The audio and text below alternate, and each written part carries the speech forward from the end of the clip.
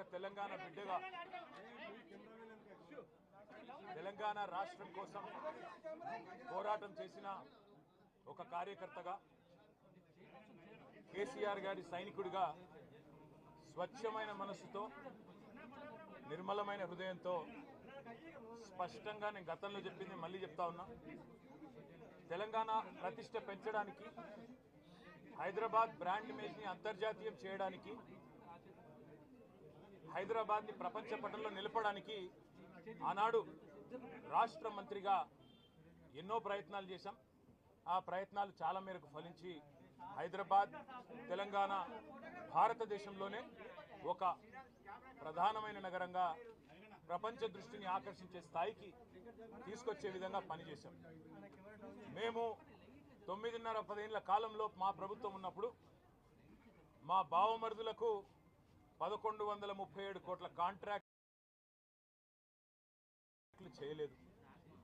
మంత్రిగా నేను కౌన్సిల్లో కూర్చొని, కౌన్సిల్ ఆఫ్ మినిస్టర్స్లో, క్యాబినెట్లో కూర్చొని నా కొడుకు కంపెనీకి కాంట్రాక్ట్లు ఇచ్చుకోలేదు.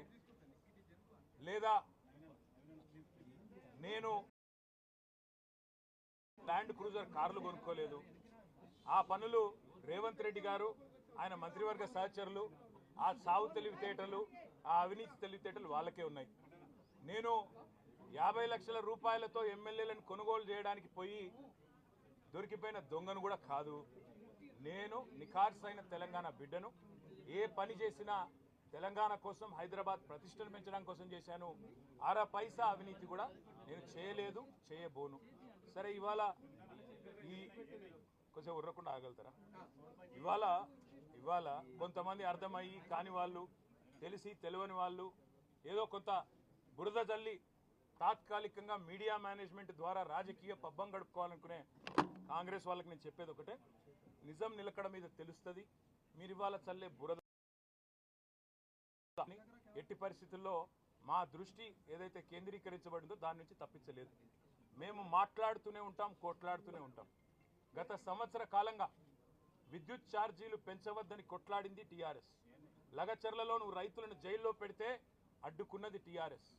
నువ్వు హైడ్రా పేరిట ఇండ్లు కూలగొడితే అడ్డుకున్నది టీఆర్ఎస్. 6 గ్యారంటీల అమలు నువ్వు చేయకపోతే నిలదీసింది అడిగడుగున కేసీఆర్ బృందం.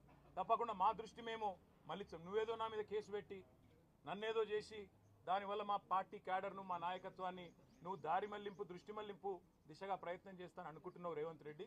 అది నీ వల్ల కాదు. ముమ్మాటికి నువ్విచ్చిన 420 హామీలు ప్రశ్నిస్తూనే ఉంటాం. నువ్వు ఎన్ని కేసులు పెట్టినా, ఇది కాదు ఇంకో 100 పెట్టుకో, ఇంకో 1000 పెట్టుకో, ఎదుర్కొంటాం. న్యాయస్థానాల మీద, ఈ దేశంలోని చట్టాల మీద, భారత రాజ్యాంగం మీద మాకు సంపూర్ణమైన గౌరవం, సంపూర్ణమైన విశ్వాసం ఉంది. నువ్వు ఏ ప్రశ్నలన్నా అడుగు, సమాధానం మా కాడ ఉంది. ఎందుకంటే మేము నిజాయితీగా ఉన్నాం. నీలాగా లుచ్చ పనులు చేయలేదు, నీలాగా తుచ్చపు పనులు చేయలేదు, చేయబోము.